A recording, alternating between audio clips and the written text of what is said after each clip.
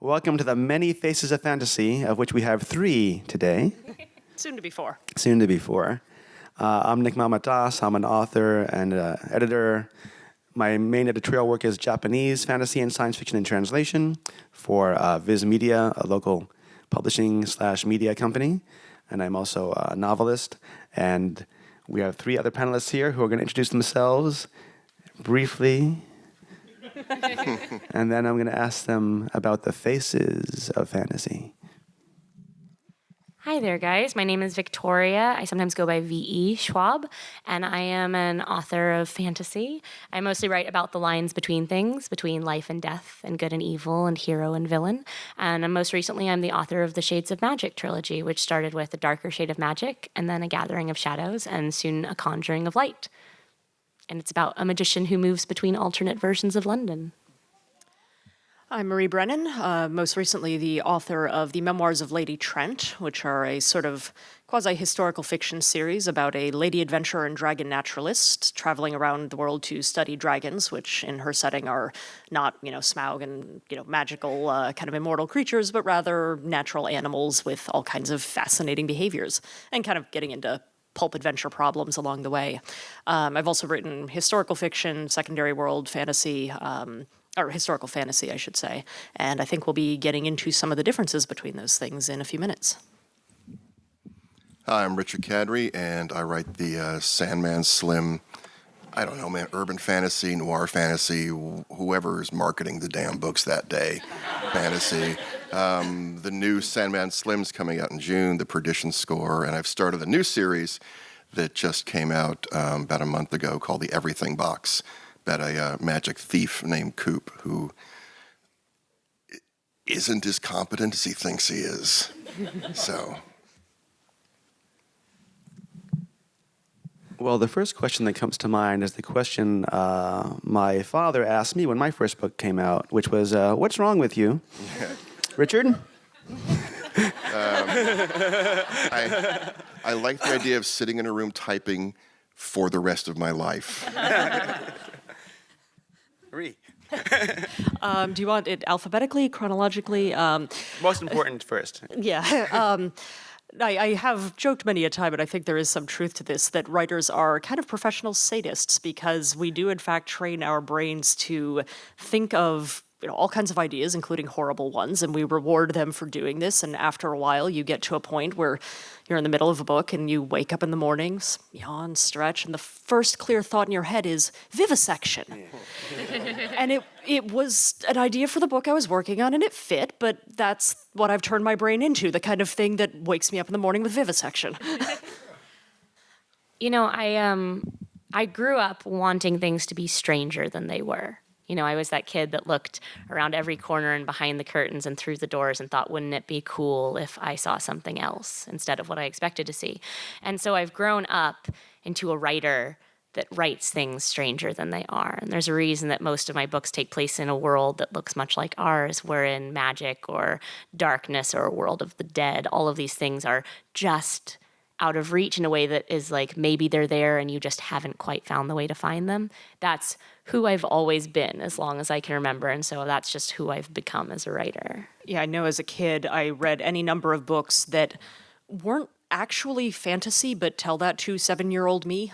Some of them I go back and revisit, like Zilpha Keatley Snyder's The Egypt Game. Yes. I will say The Secret Garden by Frances Hodgson Burnett was my favorite book for a while growing up, and everything vaguely magical in that book I just took at face value whole hog plus a bit more and read that book as fantasy. And then The Egypt Game, it's about these children who basically make up their own version of the ancient Egyptian religion, and I reread it a couple of years ago and went, wow, there's actually zero fantasy in here. That is not how I remember this book at all. So yeah, I would take any hint of something otherworldly, anything mystical, anything beyond what my daily life was, and just crank that up to 11. So here's my question. Only child? Only child? No. Anyone? No, only child. Only child, yeah. We are only child. You are the tiny god of your own world to start with. As a writer, you are the tiny god of your own world. There's, I think, a direct correlation. But I also really understood what you were saying when, like, you as a kid, you wanted the world to be more interesting. I grew up in New York when I was young, and at a young age, I saw a lot of modern art and seeing, I remember this very clearly, my first Dali painting and then Duchamp's Nude Descending a Staircase. Like ever since then, I those are sort of my touchstones in trying to understand the world. That made a lot of sense to me, and the rest of the world was kind of drab in comparison. Exactly.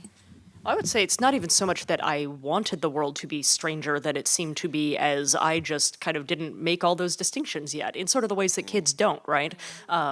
You're not quite as set in your view of what is and is not possible when you're a child.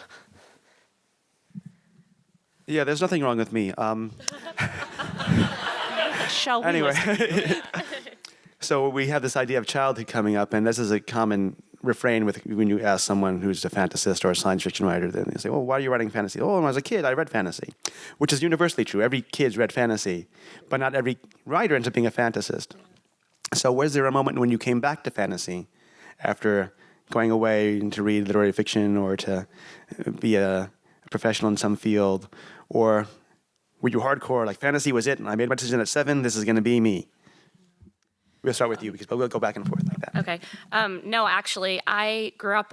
I loved reading, but I read thrillers. I read Robert Ludlum. I read a lot of Stephen King. I actually had a very strong aversion to classic fantasy when I was growing up because it seemed exclusive. It seemed like if I didn't memorize an entire fictional language, if I didn't prove that I belonged in that club in some way, that I didn't deserve to be there. And so it actually took me a very long time to come to fantasy. I knew I was going to write strange books, but I mean, I was reading Neil Gaiman, and I was reading Kelly Link, and I was reading these books that were strange, and they weren't. They were inclusive because it was a strangeness that was so close to reality. But it took me a really long time, actually. Darker Shade of Magic is my 8th book. And it took me a long time to find my way into a place where I felt comfortable writing fantasy. And even still, I made a really strong decision when I started that series that I was going to make it as accessible as possible, because I wanted it to be there for the version of me that wouldn't have had the courage to read something like that. I started out as a mystery reader. Basically, Nancy Drew was what I imprinted on at a very young age and mainlined way more of those than I really care to count. Like the case files, the little white books. Oh, yeah. I was up to like 100 some odd of those things. But it's not like that was at a point when I wasn't paying attention to genre boundaries. Like I said, I was reading The Secret Garden as if it were fantasy. And it's not that I wasn't uninterested in fantasy, and what tipped me over the line into that being my genre was actually Diana Wynne Jones. Reading a lot of her books, and specifically it was Fire and Hemlock that made me say, I want to be a writer. And so I sat down and started writing out some notes for a story I never wrote that was some horrible bog standard, quest fantasy, because I was 10. But yeah, that was the moment at which I really started being a fantasy person rather than some other genre. And so it was never any question in my mind that I was going to write fantasy. And it's interesting to me what you said about the accessibility, because one of the things that draws me to fantasy, I love urban fantasy and so on, but I went to grad school in anthropology. I love the richness that you can get with a fully developed world where, certainly there are ways to present it that are more or less accessible to the reader. So if it's presented in a way that allows me to get into it, I love that sense of being taken to something that is different on so many fronts with all these little, I always think of writing in terms of textiles. It's like bits of embroidery on it. That's one of the things that I just really kind of love the genre for. I started out writing science fiction, and in fact, when I was a kid, I read science fiction and horror, and the idea of fantasy, I hated it. But I hadn't read it. I just had this idea of what fantasy was. It's just a bunch of people making up crap. And I read Tolkien. Do that. Yeah, but I read Tolkien as a kid and enjoyed it, but I didn't quite associate it with fantasy. It seemed like an adventure thing. It did seem That's very what I mean rigorous. about It was like this sort of, accessibility. you were saying anthropology. It seemed like almost an anthropological book to me. That's how it felt, and it wasn't until I was already writing books that my agent was saying, your style and the kind of stuff you're writing about, if you pushed it a little further, you would be writing fantasy. And I said, I have no interest. And she said, shut up and read Neil Gaiman. Yes, exactly. and Holly Black. Yeah. Yeah. And those are actually the two writers that convinced me also that I could write a YA book at one point. Yeah. But seeing Gaiman especially was the one, and even Sandman, and then I went to the novels later, that there was something more to this than the prejudice I carry my whole life about fantasy. And then I've written some science fiction short fiction stories in the last 10 years maybe, but I have no interest in writing science fiction novels anymore. The fantasy part, working with alternate belief systems that you can find in these things. Hey, man. Hey. See y'all sit down. All right, man. Nice to see you. Nice to see you. Anyway. Yeah. Well, okay. That's my story. We're talking about. Yeah. What's the right phrase? Sort of where you started from, how you got into fantasy, or. Yeah. What made you a fantasy writer? Fantasy as an adult. Yeah. I never left fantasy. That was all. That was all I read, really. And still, I mostly read fantasy, science fiction, and then nonfiction. I feel like a lot of literary stories are depressing, and if I'm going to be depressed, I might as well read nonfiction and actually oh, this actually happened to someone. That feels better. Yeah, so I've always been a big fantasy and science fiction fan. That was never a question of what I was going to write. It was always going to be that. Well, and I just want to say real fast, getting into this, the prejudice against fantasy. So non-readers of fantasy or non-readers of fantasy and science fiction often make the erroneous assumption that science fiction has rules and fantasy doesn't, you know? And that's that initial impression, whereas science fiction has a specific kind of rules and fantasy has a specific kind of rules. And fantasy's rules are usually slightly more naturalistic or slightly more hidden within the world, whereas science fiction's rules. Plus, I was on a panel with Ken Liu, who's a very hard science fiction writer, and he made a perfect point, which is that roughly after World War II, a layman's understanding of science became such that essentially most science fiction these days is fantasy. That if you were to write a science fiction these days, unless it was extremely hard science fiction, most people wouldn't be able to read it. Right, yeah. You know? Yeah. Well, and I would also add that I just kind of laugh every time people go, oh, fantasy, you can just make things up. Because while there is a great deal of making things up, no question about it, the sheer amount of research that I have done for my books, because unless you're writing something that is very surreal, which most of us aren't doing, then most of the genre is not really full-on surrealism, you need to make the things that are realistic look real, right, in order to make the fantastical parts of it work. And actually the anthropology thing, and you brought up hard science fiction, it's not, nobody quite agrees on what the term hard fantasy ought to mean, but for me it has meant for a while now things that are what I think of as anthropologically rigorous, things where the way the society works makes sense, the way that the government fits in with the religion, etc. Those things actually mesh in a believable manner.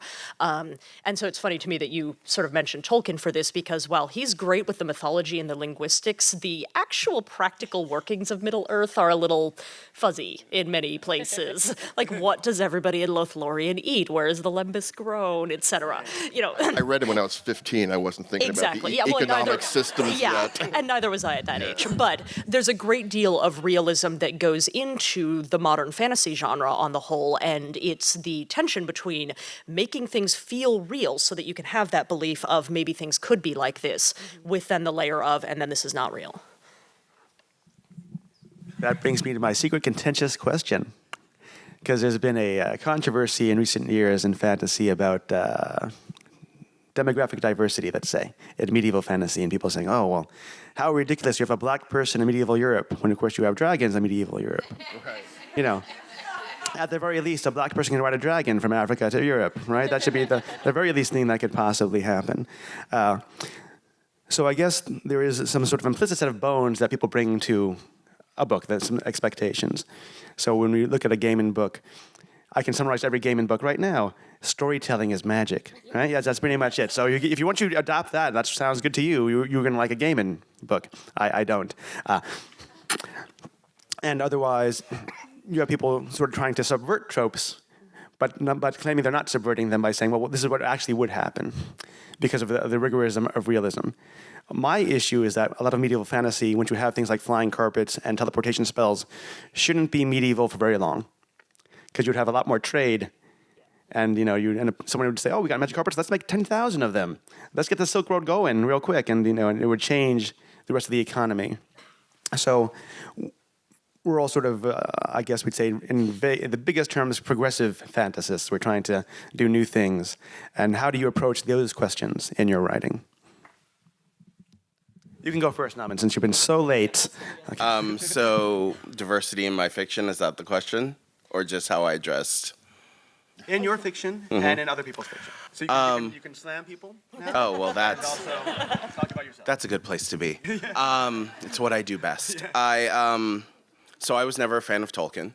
I never could get through the first 100 pages of the first book. I just didn't care. And for me, that's the death knell of a book. If I don't care about the characters at all, I'm just like, you could die and I would be happy because the book would be over. So what's the point of me keep reading? So like that's something. I think that number one, there's a great Tumblr that everyone should look at called Medieval POC. That is a person who gathers actual medieval evidence that, guess what, there were brown people in the medieval times. Here are paintings, here are all these things. And often they're paintings that are recognizable to us, but cropped. So there'll be interesting things where they're like, here's what you usually see of this painting. And when we expand it out, here are the two black people on either side of the throne that were always there, but you never saw. So there's that happening. Recently, like my book just came out, there is, and I didn't even realize this. What's the name of your book? You got an audience here, right? The name of my book is The Root, and it's the first in a urban fantasy meets high fantasy trilogy, and it's for sale. Put on my Vanna sales voice. But recently someone wrote a little quick review for it on their blog, and they really liked it. And one of the things they noticed is they were like, and I can count the number of white characters on one hand, and that's actually interesting to me because this is complete opposite of what urban fantasy usually is. And that actually I hadn't thought about that. I had just written my friends group. Like I had just written like the people I hang out with. I grew up in LA and San Francisco. I've never had a friends group that was all white. I've always had Latino friends and Asian friends and queer friends and disabled friends. And when I read all these urban fantasies where it's set in New York, but you don't even run into a brown person, which New York is that? It just didn't reflect my experience at all. And so I think I try and write fun fantasies that are great and interesting and have adventures, and they just happen to look like the real world. All right. I'm trying to do something similar, but for exactly the same reason. I mean, you pretty much answered the question for me. Like, I grew up in New York and moved to LA, but in between, I lived in Houston, Texas, and coming from Brooklyn to Houston, Texas was the first time actually really I was aware of race, because we moved to the whitest place in America at the time, and we had a 3,000 person high school in Houston, Texas, 25 years ago, and 2 black kids. And it was just, you could just hear the weirdness that came out of it. Like nobody said anything overt that I'd ever run into, but just that level of weird tension that was there that never in New York and certainly never in LA. And wanting to reflect that experience and becoming aware of it sort of in the middle of my life in Texas. Made me really aware of like trying to, even if I screw things up sometimes, trying to reflect the real world. And, not being a jerk. Just basically, I think there's something just juvenile about that, the sort of the Friends version of New York. That's what I always think of is that show of just that kind of just everything awful about culture and pop culture is sort of embodied in that thing. And I basically try to write unfriends fantasy fiction. So that's my goal in life. Somebody needs to write an urban fantasy set in New York titled Unfriends. Unfriends. So The two of them have already addressed the things set in the real world pretty well, so I'll turn to the ones that are set in a secondary world. And anytime I hear somebody saying, well, I can't have brown people in this, I can't have gay people, I can't have women or whatever because history, I'm like, okay, you've just proved to me you haven't read any actual history. There's a book that I came across when I was doing research for my previous series. I don't remember the author's name, but it's titled Bloody Foreigners, and it's about the history of immigration into the UK, which goes back way further than most people in the UK really remember. And it gives a lot of evidence for the fact that, yeah, there were lots of not English people in England, including people from like other continents from way further back than you think. And this is something that really gets up my nose with, I may be jumping the gun slightly, but before the panel we had, among ourselves, brought up the topic of grimdark fantasy and such.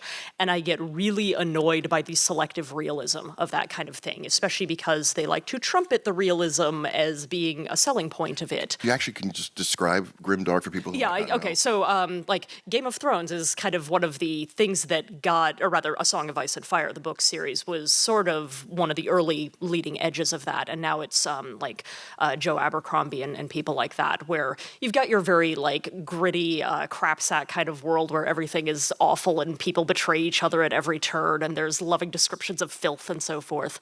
And yet, one of the things that gets a lot of sexual violence, and since you brought that up, one of the things that annoys the hell out of me with the selective realism is there's a lot of sexual violence against women and almost none against men, which if you actually read about the history of warfare is not really how it goes.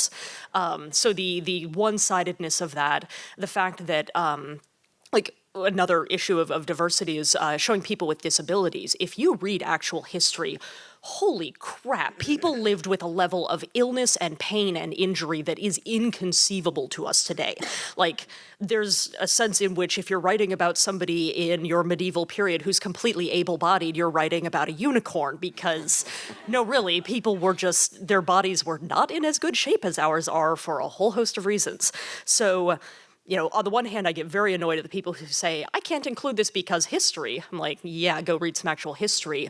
But even if you've decided, okay, I am going to write about a version of Europe where there weren't any contacts with Africa and the Middle East and Asia and so forth, that's your choice. That is a decision that the author made that they were going to write about a world where there wasn't long-distance trade and there weren't refugees and wars and other things that cause immigration.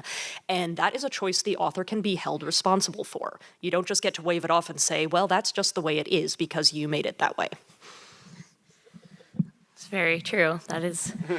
a lot of really wonderful things have already been said, so I'll keep this brief. So I write what would be called second world fantasy, or as Marie put it earlier before this panel, a world and a half, which means I have 4 versions of London in my book. Only one of them is based in any form of reality, right? The others are all named London because of a very small quirk of history. And Grey London is my realistic 1819. And there are some issues that I face in that I have a female character coming from that world who in modern days might consider herself gender fluid. And that's a term that I don't get to give to her in an 1819 context. However, the moment I step out of Grey London into Red London, I have an entirely fantastical world. I have a London that is not based on London. If anything, it is based on a much more Eastern, a richer, the royal family and the vast majority of people are brown-skinned. One of my main characters is the prince of that, and he's bisexual, and he is brown-skinned, and he is royalty, and sexuality, and gender, and almost everything really takes a backseat to power. And so while there are gender dynamics, and while there are sexual norms, your power is more important, because power is the social currency. It is the way this world functions, and this one.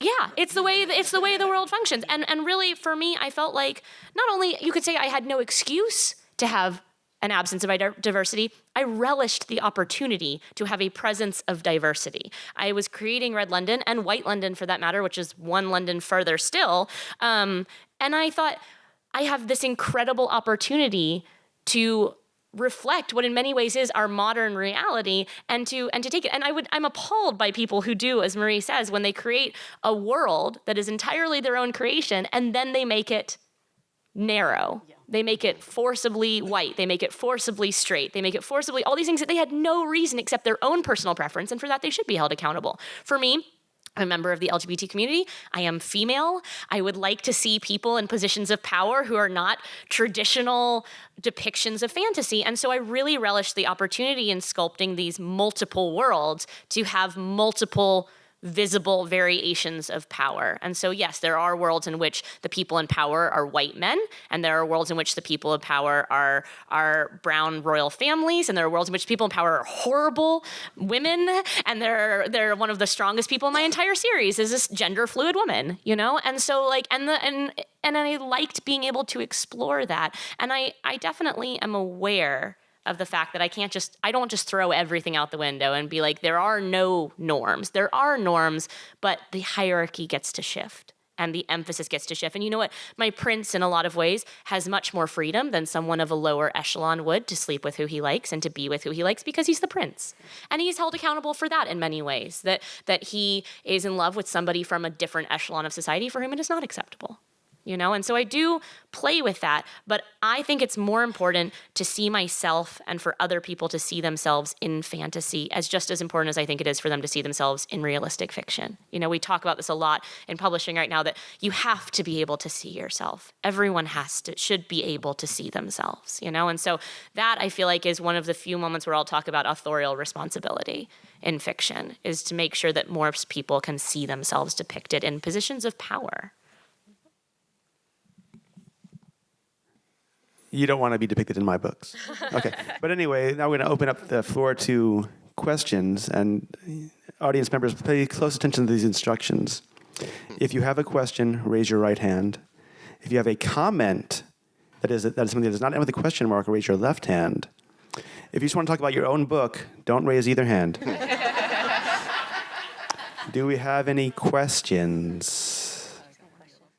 We have a question here in the third row. I think I'm close enough to just... I will repeat the question for the audience. So talking about authorial intent, I'm curious, and responsibility, I'm curious, there's a lot of tropes of, you know, the black guy dies first, the queer people are killed off. So how would you manage, like, how do you do it responsibly if you want to have a character who's going to be the villain and you're like, well, I kind of want to make this character queer, but I also don't want to be saying, like, all queer people are villains. Like, how do you, like, manage that with a good intent but have it not come off as, like, negative?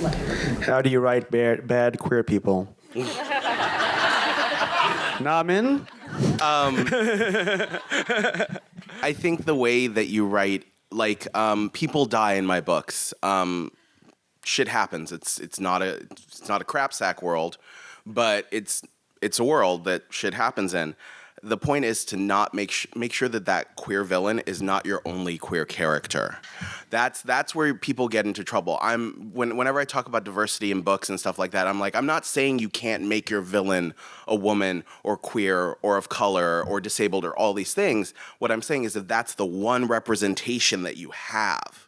That's where you get tricky, because when you're, especially people who are writing a non-diverse world, there's plenty of examples of white men. There's white men that are villains, there are white men that are heroes, there are people that are neutral. But when you have like that one representation of a queer person, or that Tolkien, like the one representation of a woman, like that's all you have, then that representation becomes super, super charged because it's the only one there. And so whoever's reading you that doesn't identify with everyone else and identifies with that character, that's all they have. I was at a panel at WizCon last weekend called Queer Eye for Sci-Fi, where a lot of the things we talked about was that we identified with the villains because a lot of the villains were coded queer when we were coming up, and that's who we had to identify with. You know, the woman who wasn't told, you didn't know she was sleeping, but she had a harem of women who were scantily dressed around her, and she was like the evil space queen. It was all what book is this? Any golden age sci-fi. Any golden age sci-fi. But that's who we had to identify with. So I think as long as you have a multitude of like queer identities, the problem is much easier to handle. And watch out for making queerness or other issues the reason for the villainy. Yes. Like, oh, I was so fucked up as a kid, I'm so confused, I must chop people up and wear their suits, that kind of thing, yeah. That's the other thing. I read a book recently where the reason the woman was the villain was because she was ugly. And she was so bitter that she was ugly that she had turned to villainhood. And I was like, I have some issues with this. And I think some of that comes from when you base a character around, whatever that minority identity is for them, and that's like the defining thing of their character, as opposed to here is somebody who is A, B, C, D, E, and also queer. If the entire thing that defines them is their queerness, then anything you say about them, of like them being a villain or whatever, will be linked with that. Whereas if there's somebody who has like 6 different markers of identity and that is one, that linkage is less fraught. I was surprised. I was doing a group interview with some younger, sort of early 20s writers. It was all dudes. That's a good start. And I was really surprised. They came out of gaming into writing, and I was really surprised by people in their 20s having that weird attitude of like, I was trying to talk about diversity, and they kept coming back to, well, there's a gay character, it has to be part of the plot. It's like, who do you have lunch with? I mean, anywhere you're having lunch with in the world, there are straight people and gay people and fluid people and black people, and it's not the fucking plot. It's who you have lunch with. Like, look around in the world. And it was one of the weirdest, most frustrating conversations. And again, I have to admit to myself that I haven't run many 20-year-olds like that, but it was... maybe it's I don't know the gaming world. No, well. the gaming world is terrible. It's the worst. They're the worst people. Is that true? Yes. I don't. Okay, so it goes was books, a weird audience. movies, TV, video games, then the paper pen and games. So it just all dribbles down. Okay. Like ideas dribble down. So that was just my. The video games. That was exactly. that was sort of my naivete, sort of going into that thing. Yeah. All right, that was well. Thank you for you. Any educated questions me. about gamers that we can answer? Okay, we have 3 questions. So you first. When you were writing like your diverse books and people of other races and genders and sexualities, did you like make mistakes in your first drafts and like say things that were like, not accurately representing those people, and how did you overcome those? Are you awful, and how did you stop? So I'll totally admit, I was kind of talking jokingly up here before the panel. Before I wrote Darker Shade of Magic, I wrote a book called Vicious. And Vicious is about 2 white men who dislike each other. It is one of the least, it's the cast has 5 people, right? Like, so and it was very purposefully not diverse because it was very tongue-in-cheek play on superhero culture and things like that. But I came from that into Darker Shade of Magic, and in my first draft, I didn't have nearly as much diversity as I could have had. There was no reason. Like, I had characters who were vital to the plot, and then I had characters who were secondary and tertiary characters, and I did not have a wide enough lens. I wasn't really challenging myself to think outside of my own. I had LGBT characters, but I had not enough race diversity. I had not enough ability diversity. And it was a thing where there was no reason not to. And it was actually my editor who, in the first round of revisions, really talked me through it and was like, look, like, is there a reason you don't, or are you just not paying enough attention? And I'm young, and it was a mess up on my part. And I was like, you're absolutely right. I want to have more. And so I sat down and we looked at the characters, and I will admit, there was only one character that proved intensely problematic for me, and it was Holland. There's a bad guy in the first book, and I really wanted to make him more diverse, but the stuff that happens to him, I felt like it would have been really irresponsible, And I mean, and he's a very complicated character, but I felt like the initial impression on him was going to be like, you have taken the minority character and you've hurt them the worst. And so there's a reason he is probably the whitest character in that whole series. I was like, okay, just like literally make him totally colorless. This dude is so white, right? Like, he has no, like, he's just, because, and that was a thing that, like, I definitely struggled in creating the primary set of main characters, Rye is the darkest skinned of them, and I think if you hope for one happy ending in that series, you probably are gonna get it for the like queer dark-skinned person, and I just want him to be happy. Like, I put him, all of my white characters are probably gonna die. I'm sorry, that's not true. Don't worry. But it was a thing that it was definitely like my first draft of Darker Shade of Magic was not diverse enough, and it was diverse, but it was definitely not as diverse as it could have been for a second world fantasy. Yeah, I was lucky that kind of like with what you were saying with Holland, I had a chance to catch something that could have, I think, been pretty bad. I'm not going to specify which book this is because it would be a spoiler. But a particular book where I'd been thinking about the plot of it for quite some time, and there was a character who I knew was going to be really important in the story, and so I said, okay, I'm going to make them a character of color, because this was when I was starting to really prod those defaults and say, all right, let me not just let myself cruise on autopilot here. But then, the character's developing, et cetera, and then I stopped and looked and went, and that's somebody I'm planning on killing at the end of the book in a particular fashion that would read really badly if I did that to a character of color in a story where there aren't that many of them. So yes, even though I could have had a greater diversity of representation by having that character not be white, in that context, it would have been a terrible idea. So that one got changed before it ever went out in the world. Certainly I know for me, I am still very much in the stage of trying to make sure that I'm constantly checking those defaults and not just going with what the most obvious thing is. And because with the current series, I'm sending my white main character to many different parts of the world, a lot of it is doing the research into the areas that she's going to and trying to she doesn't get any kind of insider point of view on those cultures, so it's always being seen from the perspective of somebody from outside, but trying to make sure that I'm getting as much of that right as I can, and that's just, you do your homework and you get people to read it over. For me, it was learning to be more careful with language, just on that simplest level, thinking about word choices, thinking about pronouns. I was very sloppy with pronouns when I started out. Now it's sort of like one of the things I'm always looking for in my fiction. And when I was younger, they were just dumb mistakes. I look back. There's one that's just horribly embarrassing. I keep waiting. It's weird to want one of your own books to go out of print. But there's one particular book where I really fucking hate this. I misidentified a trans person.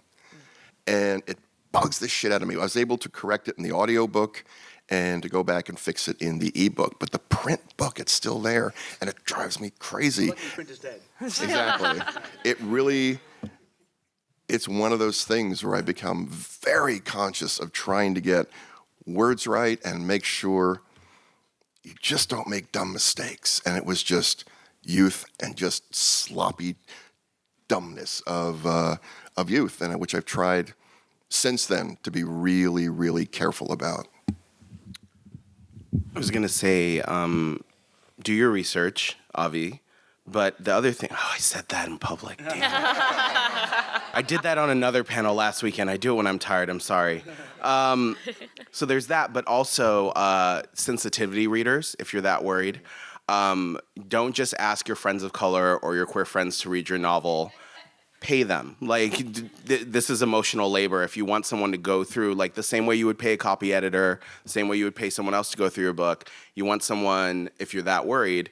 Also, if you're doing something a little more modern, the characters don't really have... If you're doing a specific culture, like you were talking about going to other cultures and having to... But if you're doing, this just happens to be a diverse cast in America, you really don't have to make your characters talk all that different. And in fact, if you do, then it becomes a thing all of a sudden. If the gay character's really sassy and snappy, yeah, I know people like that. Sometimes I am a person like that. But if all your gay characters talk that way, it's we're very Americanized, and there's a code switching thing that happens. I would also argue that if you need to do so much research about an aspect of a marginalized culture, you need to read 30 books and do all this, maybe that's not your story to tell.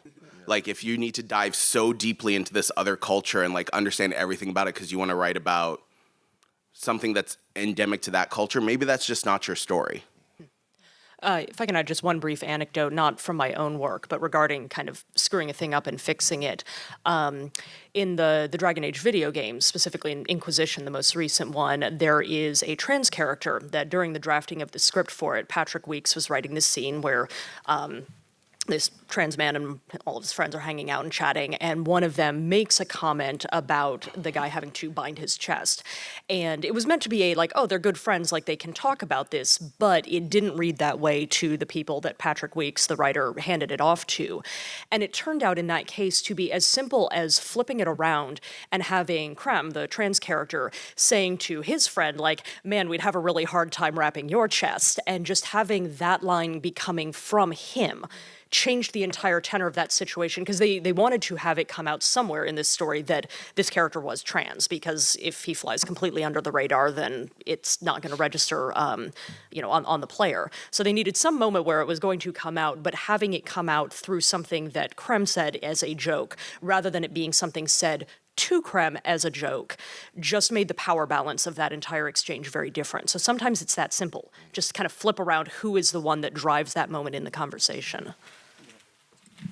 So your question was next? I was going to ask, fantasy and to some extent science fiction are two of the areas where you'll actually see other species, intelligent species, interact with your characters, and in some cases be the main characters.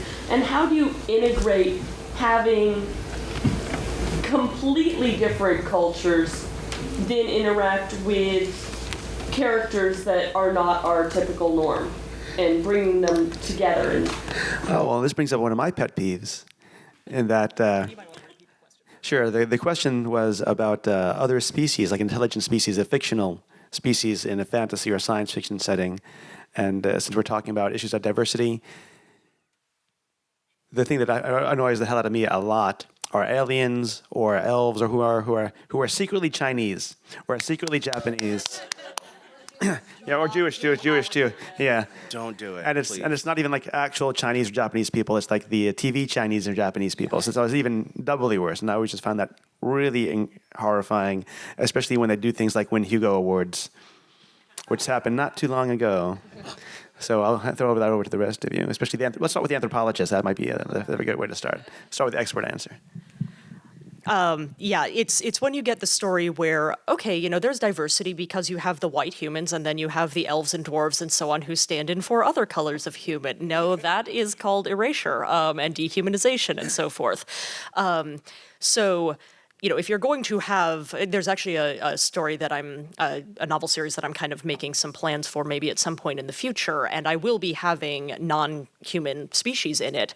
So one of my thoughts is, okay, so now how do we make sure that we build in a lot of diversity in the human community so that it is clear these are not merely allegorical representations of other human ethnicities? And then the other side to it, which I still don't see very often, and I think we need more of this, is when you get your elves or your dwarves or whatever species, they're homogenous. And it's weird to me to be praising this because in most respects it's really resoundingly mediocre, but MTV made a TV series of Terry Brooks' Shannara stuff, and there are black elves. Not as a, like, drow, dark elves, Forgotten Realms kind of way. It's just, here's the elven kingdom, and they have different colors of skin. Like, I still don't see that very often. You still get very homogenous fantasy races, fantasy species, and I'd love to see more of that being changed up. And just to piggyback off that, when it's not a homogenous species, it's that, like, split down the middle of, like, the light ones who live in the forest and the darker skinned ones who live underground. Thank you. Biology. I'm not going to name names, but I was reading a graphic novel recently by a well-known science fiction and fantasy author, and it was an original story. We're going to guess after this. You can guess if you want, and I will tell you if you're right. And half the world is completely in the darkness, and half the world is always sunlight. All the people in the sunlit world, where there were some brownish people, but they're all white with blonde hair. And then the people from the dark side of the world come and they're all black. And I was like, if you had mixed it, if you just made it diverse everywhere, I would have been like, oh, immigration, like people have switched. But like that doesn't make sense. Melanin doesn't develop in complete darkness. That's why things that live underground are pale and eyeless and like. I would just add to that pet peeve on top of that is when alien species have the same value systems. So like when they're still like super heteronormative and like have the identical value systems to the human species. Or have money. Yeah, or like have the same systems of any kind, like that they become this, like, that's when it really, for me, that's my immediate tip off that I'm like, oh, this is just going to be allegory for somebody else. Like, you're not actually making a diverse. Yeah. Or when everything non-normative in our society gets offloaded to them. Yeah, that's what there's a lot of ways They're all to. gay and none of us are. Yeah, and you're like, come on, man. Because then it continues that allegorical setting where you're just passing off a version of minority or a version of diversity onto the alien. Yeah. Hang on, we had. Were you the third person we called on the? No, it was the guy in the front who's going now. Okay, then old person over here. Sorry, go ahead. You go. Well, Richard made a comment earlier about he'd like to be in a room and the rest of his life and just type. I'd like to know about how each of you approach your writing process. The how do you fold your socks question. Very good. Okay. Yeah. Victoria. I actually do almost no writing at my computer. I do the vast majority, I do my typing at my computer, but I do my writing all during the day, wherever I am at all times, either on a notepad or on my phone. I'm taking notes constantly. I am one of those believers that if you never get out of the room, you have nothing to write about. So I do a lot of traveling. I do a lot of taking on odd jobs and exploring things I don't really understand or knowledge bases I don't have. Latest odd job. My latest odd job, I volunteered in a homeless shelter. Yeah, and before that, I took lessons in firing handguns because I'm right, because I try to move from learning one thing to learning another thing constantly. And learning writing is the thing you learn while you're writing, but I don't want to just sit and write. I want to make sure I have something to write about. I just went and got a master's degree in depictions of monsters in medieval worlds. So I have a Master of Monsters degree from the University of Edinburgh. So I moved to Scotland for a year because I wanted to see something else. One time I moved to Liverpool for 3 months because I had 3 months to finish writing a book, and I thought, hey, I can sit in a room in Liverpool, or I can sit in a room in Nashville, which is where I lived at the time, and I was like, let's do something different. And so I ended up living in a shed in a backyard in Liverpool. Don't ever do that. It's a horrible thing. But anyway, my whole point is, like, it varies. I travel most of the time. Sometimes I'm traveling for work, and so there's an idea that you should have as few restrictions on your writing as possible. So people are like, I have to have a cup of tea, and it has to be this temperature, and I have to have a sandwich, and it has to be cut like this, and I have to have perfect light. You will never write. What you're doing is building excuses to not write. I tend to try and have as few constraints as possible aside from relative quiet and an hour of time. I would actually say I agree with the don't set up perfect conditions for yourself, but I did by accident when writing my first novel rediscover the principles of Pavlovian conditioning, because the one thing I will rely on is music. It helps me to have music playing when I write, and if I pick certain pieces of music that I associate with a novel, it makes getting started much easier, because starting to type, that's hard. But just hitting play on iTunes, that's just one click. I can manage one click. The music starts playing and brain starts going, okay, yeah, now we're thinking about the book. Other than that, I'm a night owl. I have been since I was 10, so I'm usually writing at about 1 o'clock in the morning. But the actual writing process doesn't make for a very interesting story for me. To piggyback off what you said, I think travel for me is like the single most interesting and important thing a writer can do. Is just sort of to confront yourself and to confront other worlds and other assumptions about the world. If you can manage it. Even like getting on I spent a summer just getting on Greyhound buses and traveling around to small towns in America. Exactly. It doesn't. Yeah, you don't have to go to another country, but just to get out of whatever world you grew up with.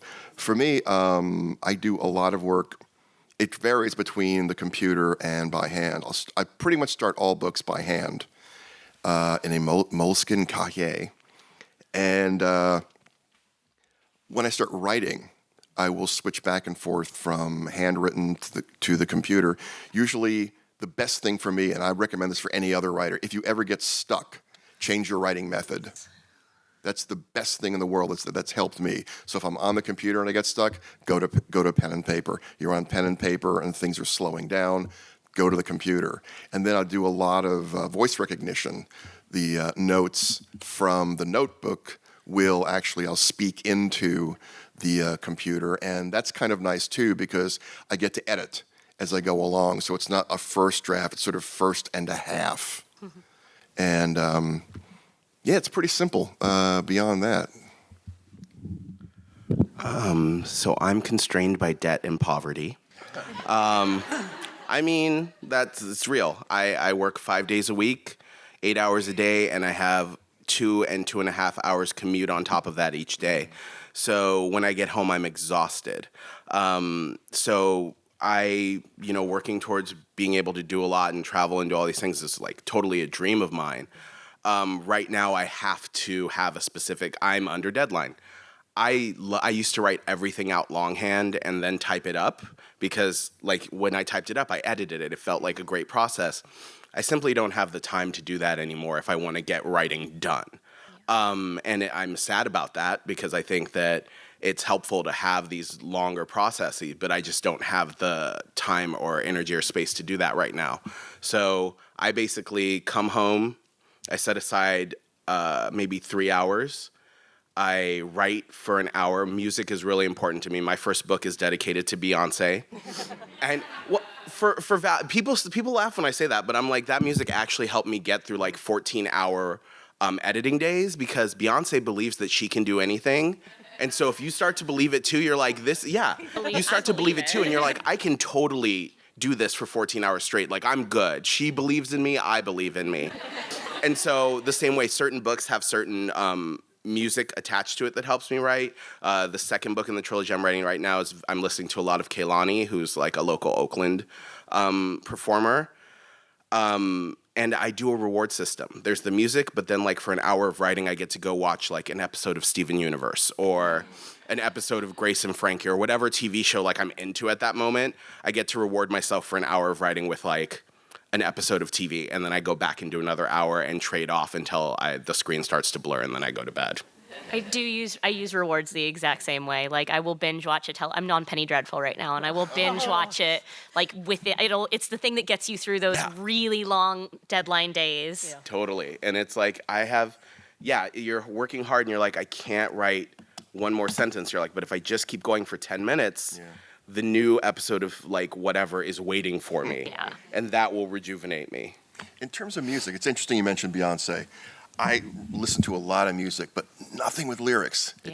It doesn't get in your head to hear a singer and the words.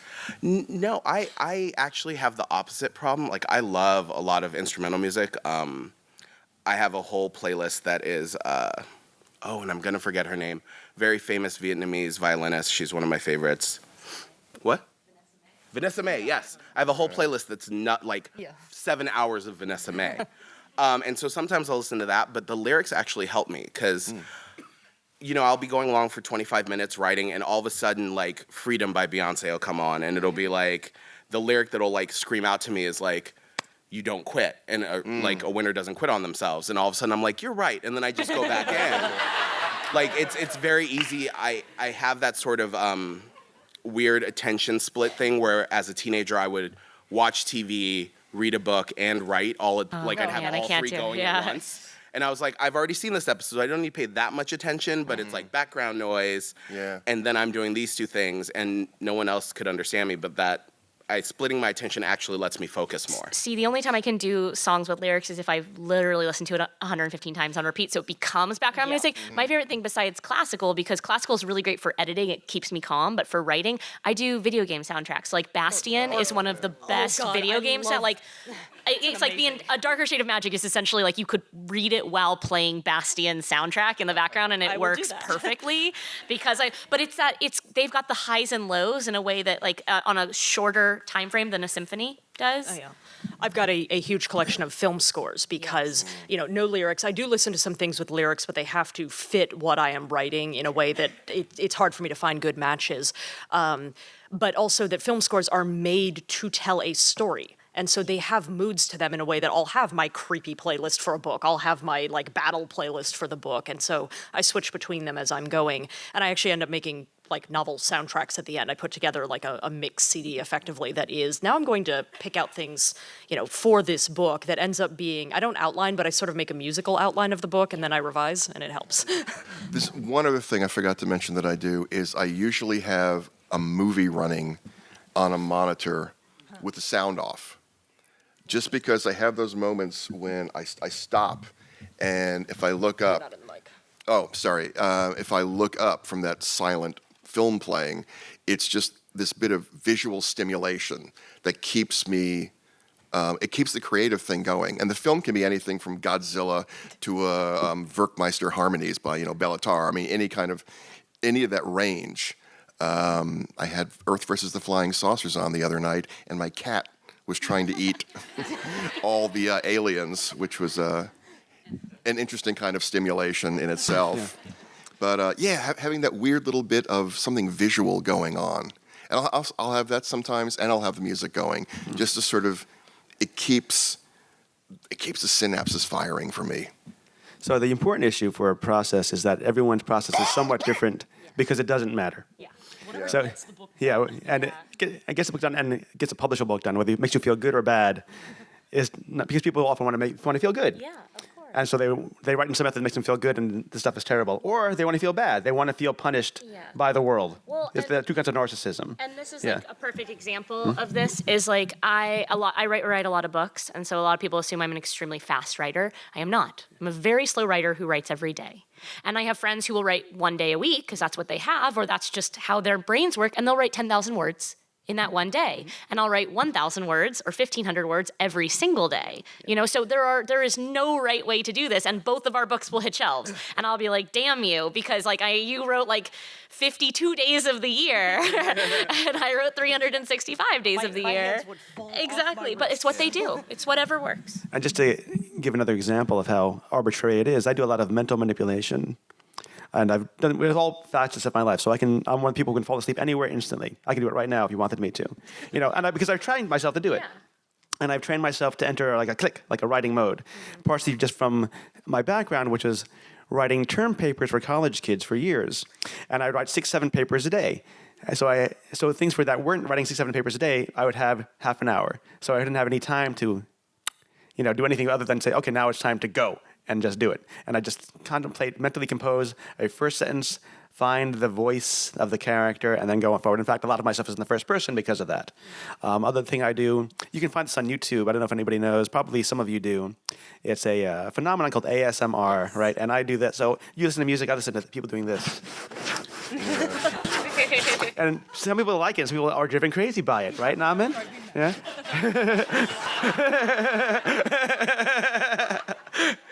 So I listen to a lot of ASMR videos, people talking about their day or chewing gum or ironing a shirt. If you ever remember that TV show with Bob Ross, The Joy of Painting, people like that show? That's the ASMR effect. It's a made-up thing. It's called something sensory meridian response. There's no such thing as a meridian. It just gives people some sort of a semi-orgasmic experience. And other people, it's just a noise. So go home and find out which one you are and report back to us later. Okay, anyway, we had a question over here. What advice would you give on creating a realistic, anthropologically rich fantasy world, like Marie said earlier? What makes it, realistic for you, even though a lot of it is made up? Well, that question was so good, I'm going to forgive myself for calling on her early. Is that okay? Okay. You can start again. The question, how do you make a world feel anthropologically real? And it's something I've actually been chewing on that question a bit because I'd like to write, some blog posts or something, sort of talking about what it is that I'm looking for.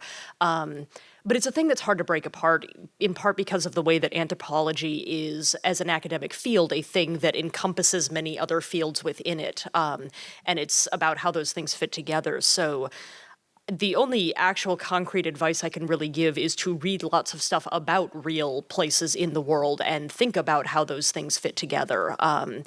And just because, the more of it you see, the more it kind of makes sense in your own brain. There are theories that can help with it, like anthropological stuff saying, all right, well, if you have your kinship system structured in the following fashion, then you're probably going to have your government working in this way. But approaching it from the theoretical side isn't really how I do it. It's just kind of you see how things do work together and how they don't, which, like I said, isn't helpful. I've been trying to figure out how to explain it better. I was just gonna say, for me, like as a reader and a writer, it's the details. And it's not necessarily the same details in every world. There are some fantasy worlds where like the history of that world is intensely detailed. Like the author has taken time to sketch out this whole history and drops in little nuggets, and that makes it feel real for me. Even if like the governmental structure or other things feel a little shaky, there are all these details that make that world feel expansive. And the same thing for someone who's focused on culinary. I've read books where they focused on like the food of this culture, and I was like, yeah, this feels real to me. Yeah. Even though, because I can taste it. But even if I looked at like maybe the history of the world a little too closely, I'd be like, well, these two things don't line up that well. Yeah. It's all about like tricking your audience in a way. Like it's all about showing what you've researched the best in the most casual way. So you can be like, look, don't look at these holes over here where I haven't actually figured out like transit or anything. Well, look over here where I figured out like history and monarchy. Yeah. I was going to say, for me, it's language. And I mean, that's like a really ironic thing to say, considering I started this by being like, I grew up not wanting to read things like Tolkien because the language seemed like super, super daunting. But I use language, I look at idioms. I look at turns of phrase and how those are reflections of culture. I look at folklores and specifically the folk stories that a culture within my story will tell. So I actually build my worlds from the inside out that way. I don't actually design my characters. My characters are usually outsiders. So before I design my outsiders, I have to design my insiders. And before I design my insiders, I have to design the culture that they are inside. And so the first things that I start out when I'm designing a society or a world is, and like the politics are my weakness. Like I really hate politics. And so that's not the thing I look at. But what I do look at are, what are the stories that people tell their children at night? And what are the turns of phrase that they use? And do they have words for goodbye? What are their specific cultural indicators? And then I use them very, very sparingly. But you'll notice as like over the course as you read my series, you'll pick up the words for hello, the words for blessed, the words for prince, the words for goodbye, the words very certain things that become weighted.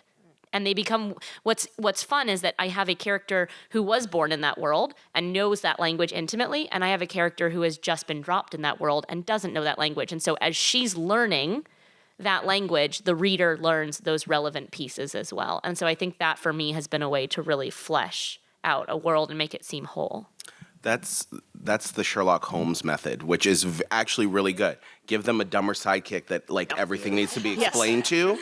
And like, I'm just, Watson in most iterations is not that smart, but you give them this assistant and Holmes has to explain everything to them, and therefore everything's explained to the reader.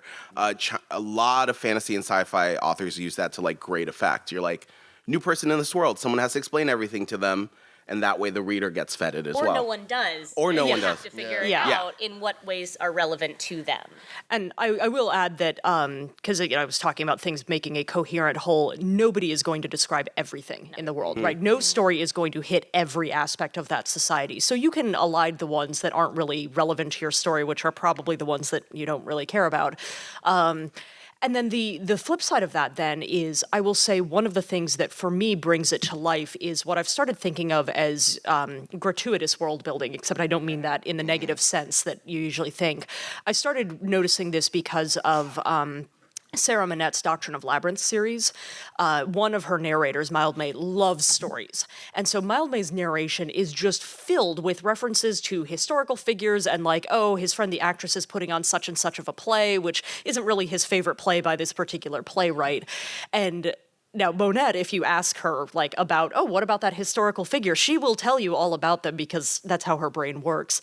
But you don't even need to know the entire story of who was this famous poisoner, who did they kill, why did they do it, what poison did they use, etc. You just mention that when poison comes up in the way that we might say, like, Lucrezia Borgia or something like that. and it makes the world feel real. So it's like you with the folklore, that people think about the number of references we make in our daily lives. I know from Annette, actually, she has a degree in like Renaissance drama, so she was looking at how like Jacobean playwrights would make all these allusions. But think about the number of pop culture allusions we make in daily speech.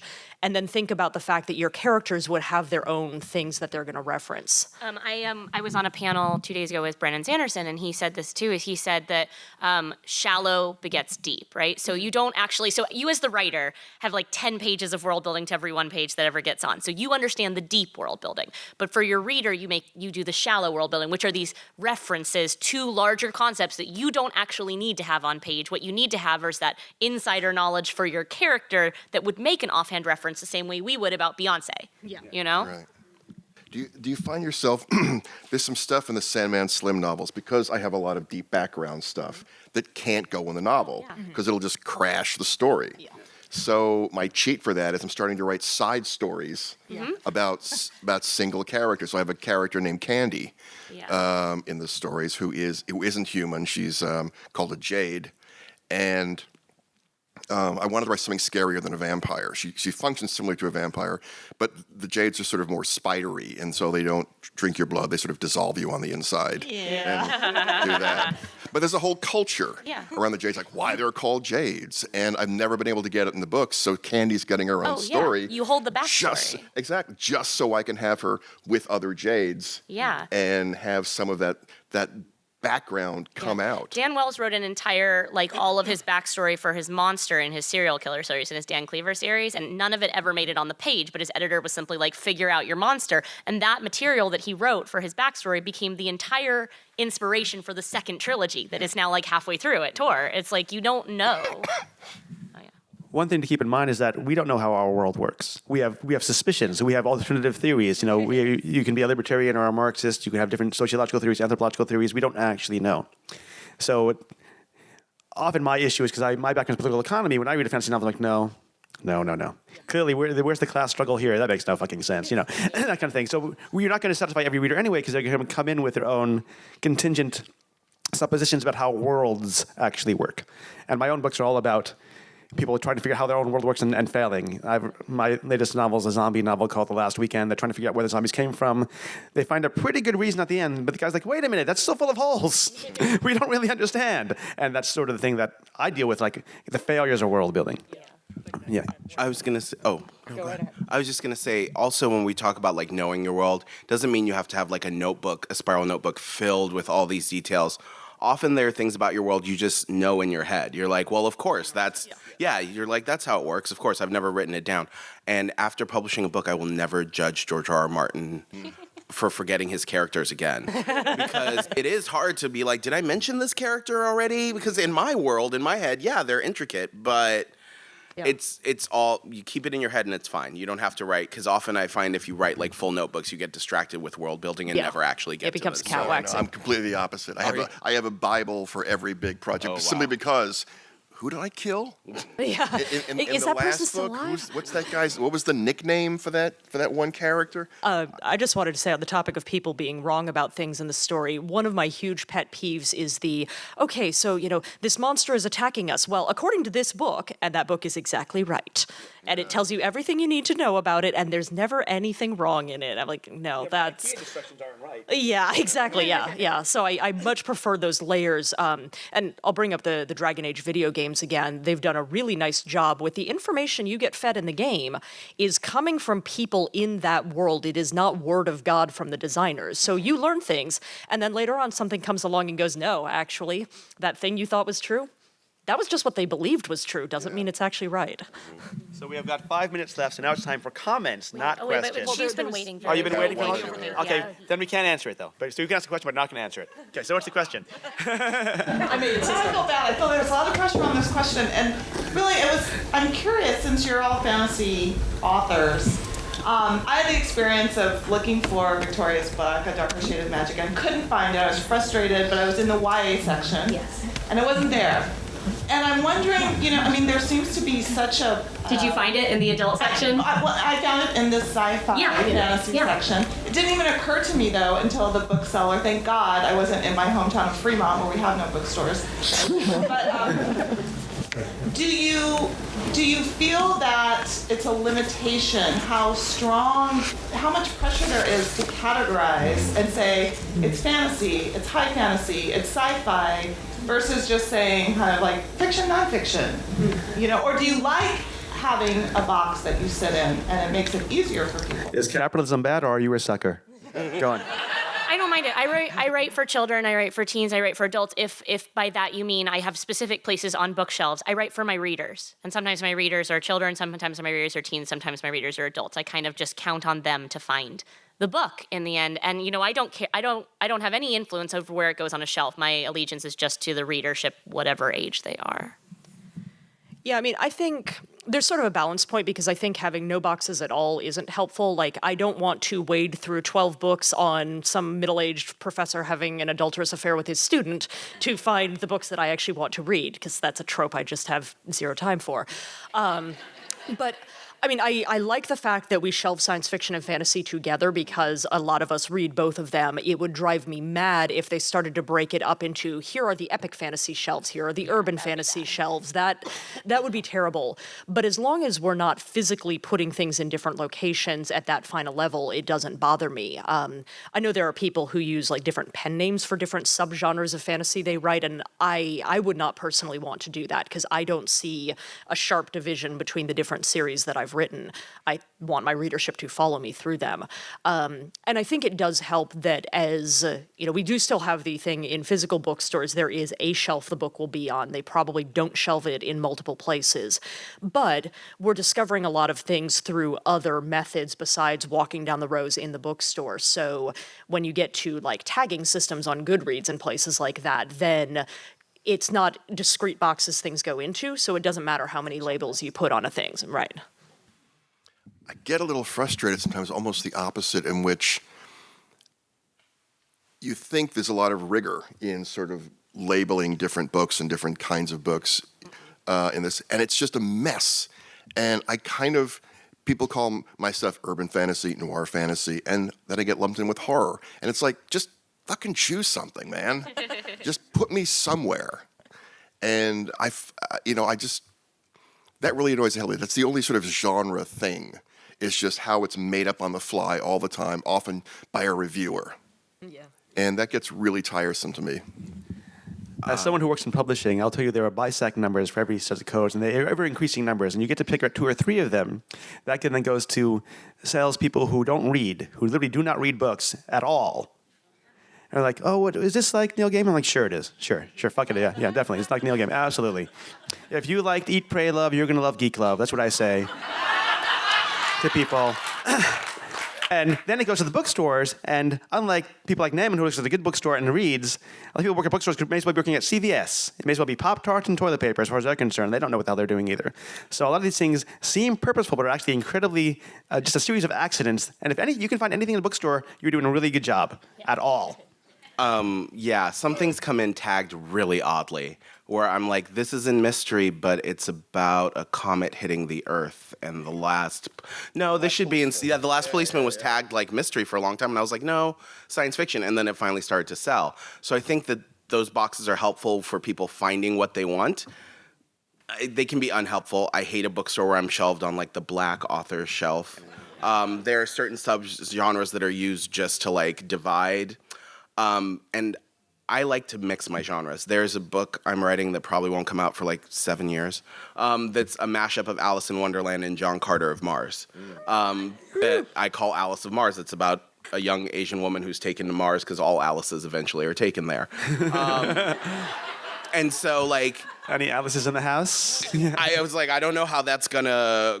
I don't know what genre it would be in when it's done. I don't know who's gonna, but that's the story I want to write. So I do appreciate that science fiction and fantasy aren't separated further in stores, because I'm like, playing with those. And actually, I love YA because I feel like there are less rules in YA. YA, people who like YA for some reason, the only qualification is it has to feature a teenager. And so other than that, you can do whatever you want. And there are some like amazing genre blending YA out there. On the other hand, my book is getting called YA a lot just because both the characters are 18 and I'm like this. And speaking of your book, we're going to leave now. Oh, good. And we're going to sign books. So you can get a copy of Naaman's book. All right. Thank you. Thank you.